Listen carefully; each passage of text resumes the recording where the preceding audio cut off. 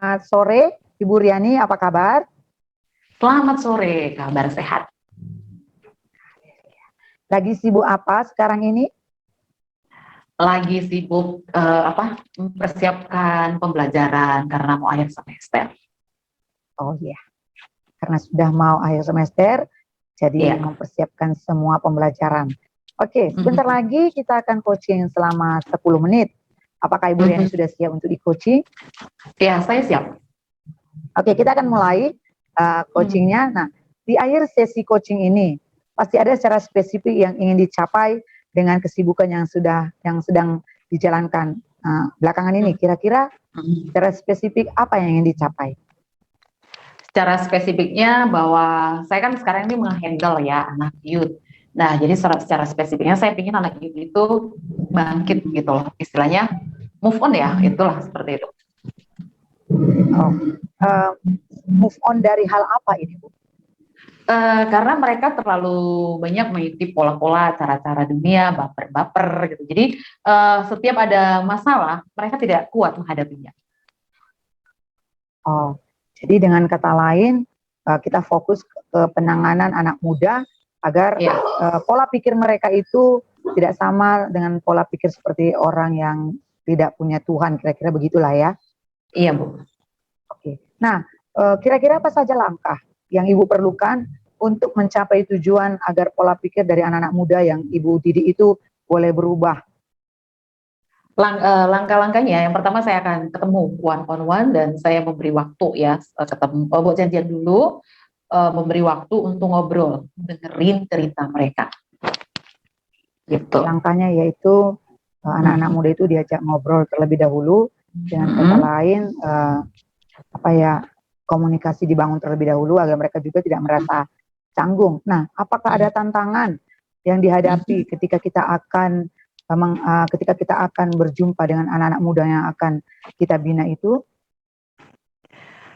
Tantangannya banyak ya, karena pertama pola pikir ya, maksudnya gini, mereka kan usia di bawah dari saya, nah sementara saya lebih lebih tua dari mereka. Kadang mereka berpikir bahwa ini kakak ini ngerti nggak sih apa yang kami alami, ngerti nggak sih masa-masa remaja seperti itu. Terus waktu juga kadang waktunya nggak tepat, tabrakan terus begitu. Nah terus kalau misalnya mereka punya planning ini, terus mereka kasih gitu. Nah jadi kadang kita kan nggak sih. Jadi sekarang mereka kalau mau melakukan suatu acara, mereka harus lewati saya. Saya harus tanya apa tujuannya begitu. Bagaimana cara melakukannya, apa alat bahan dan caranya. Jadi supaya mereka lebih Karena seperti apa yang ingin Ibu bawa ketika Ibu menghadapi pemuda-pemudi yang sedang dibina oleh Ibu ini? Di dalam kita suasana menghadapi yang karena kan tadi kakak bilang suasana yang lanjutkan, ya.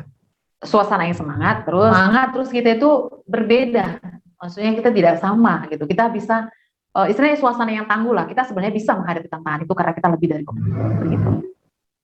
Oke. Berarti kita harus punya suasana yang semangat bahwa walaupun pemuda-pemudi ini kadang tidak terima dengan apa yang kita sampaikan untuk kebaikan mereka, kita tetap semangat. Pasti ada bentuk action plan untuk tujuan yang akan dicapai itu. Kira-kira action plan seperti apa yang Ibu buat saat ini? Action plan-nya adalah selain one on one ya, saya memuridkan one on one, di pemuridan one on one itu saya akan mendengar ceritanya dan saya harus bisa masuk pada kedalamannya dan mendengarkan setiap keluhannya. Nah selain itu action plan-nya itu saya mulai mau ngecek gitu, berapa anak itu, tanggal berapa lahirnya, berapa jumlahnya. Sudah sampai saya harus melihat bahwa spiritual journey-nya itu seperti apa. Nah, apakah ini sudah memang ditangani benar, yang ini benar gitu, atau hanya ini dibiarkan? Dan saya kan harus tanya, yang ini secara spesifiknya ini bagaimana gitu. Jadi semua itu tidak dilewati, tapi semua itu istilahnya disisir lah istilahnya. Jadi semua dapat gitu, di mana kelemahannya, di mana, bagaimana, apa yang dihadapinya, begitu. Tidak hanya oh anak itu datang gitu. Ya selain kita tahu ini udah dihandle atau belum, ada belum gitu. Tapi kita harus tahu ya bahwa apa yang dihadapi anak itu, gitu, detailnya. Tapi walaupun nggak semua gitu, tapi pastikan saya akan bertanya setiap sama orang yang menghandle-nya. Apa yang sudah kamu lakukan? Bagaimana spiritual journey-nya? Ya, terus udah sampai mana tahapnya? Bagaimana kalau kalian lagi diskusi? Apakah dia terbuka atau tidak? Apa kendalanya? Gitu. Oke. Berarti dengan kata lain, action plan itu sudah direncanakan ya dari jauh-jauh hari, bahwa sebelum kita membina anak-anak itu kita sudah mengenal terlebih dahulu pribadinya, siapa dia, apa yang perlu diperbaiki, apa yang perlu apa yang perlu diubah. Nah, bagaimana cara menjalankan action plan yang kakak buat tadi itu ya, dengan membuat list gitu ya, tanggal berapa lahir, apa yang perlu diperbaiki, apa yang perlu diubah. Bagaimana cara menjalankan itu jikalau dengan langkah one by one? Nah, jadi gini, pertama saya kalau mau one by one-nya itu saya sama leadernya. Jadi leadernya ini yang menghandle ini, saya akan minta data dari mereka, ya. Saya minta data dari mereka, terus saya akan tanya, ini orangnya sudah terbuka belum? Ada masalah belum? Mas, kalau dia punya masalah dia kemana? Itu apa yang akan dilakukannya? Jadi begitu saya koordinasi dengan yang menghandle atau yang memuridkan, dan saya juga bertanya kepada orang yang dekat, bagaimana dengan kamu? Gitu. Karena kalau kamu standar hidupnya juga nggak benar, ya di bawah juga nggak benar gitu. Ada tim juga yang bekerja sama dan bukan sendiri ya untuk melakukan tujuan ini tadi. Dan bagaimana Ibu memonitornya? Apakah ada alat, ada bahan, atau ada hal-hal yang perlu dipersiapkan, yang diperlukan untuk memonitor segala perencanaan yang sudah dibuat tadi? Bagaimana memonitor pekerjaan proses dalam menghadapi anak-anak muda ini? Saya akan memonitor sewaktu misalnya begini. Saya ada ngobrol, ya biasanya kalau diajak ngobrol itu anak ini terbuka atau tidak gitu. Misalnya nih dari sharing kan ini ya kebenaran firman Tuhan.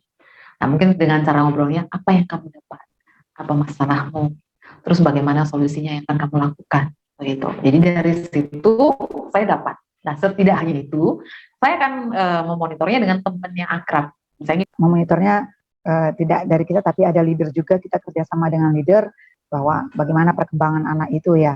Nah di sini diperlu evaluasi untuk action plan itu dari apa yang sudah disampaikan tadi, pasti ada beberapa evaluasi agar kita mengerti mana yang sudah kita lakukan dan mana yang belum dilakukan. Bagaimana cara Ibu mengevaluasi setiap action plan yang dibuat untuk anak-anak pemuda yang sedang dibina itu? Action plan-nya saya membuat tanda checklist ya, tapi bukan hanya tanda cek, tapi saya buat kayak tabel.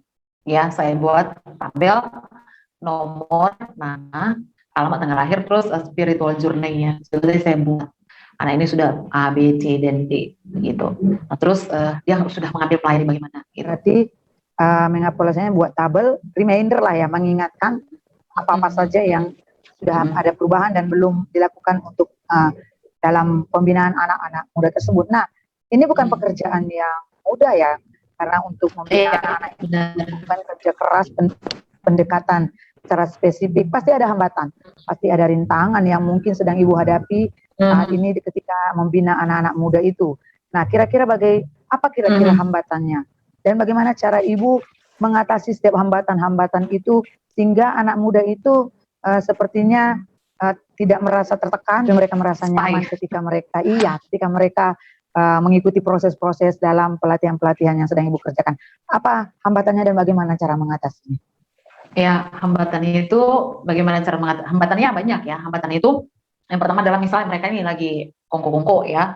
Terus mereka bikin status gitu di WA, pokoknya di media sosialnya, ternyata waktu mereka kongko-kongko itu atau nongkrong itu, ternyata mereka melakukan hal yang nggak benar gitu. Jadi kan itu terlihat oleh saya gitu. Terus nah cara menegurnya ini agak kesulitan. Makan kan nggak bisa gini, kamu gitu. Tapi itu statusnya itu saya simpan, saya rekam layar, terus saya ngomongnya betul-betul minta hikmat lah sama Tuhan ya. Jadi itu tantangannya, bagaimana cara menegurnya, apa yang harus tekniknya gitu, biar tidak tersinggung tapi dia sadar gitu loh. Ya ada orang yang merasa tersinggung nggak sadar akhirnya memberontak gitu kan. Nah, tapi yang saya minta itu menegurnya dengan cara yang tepat, dia sadar dan dia tidak mengulanginya. Itu tantangan. Gimana cara mengatasinya yang tadi?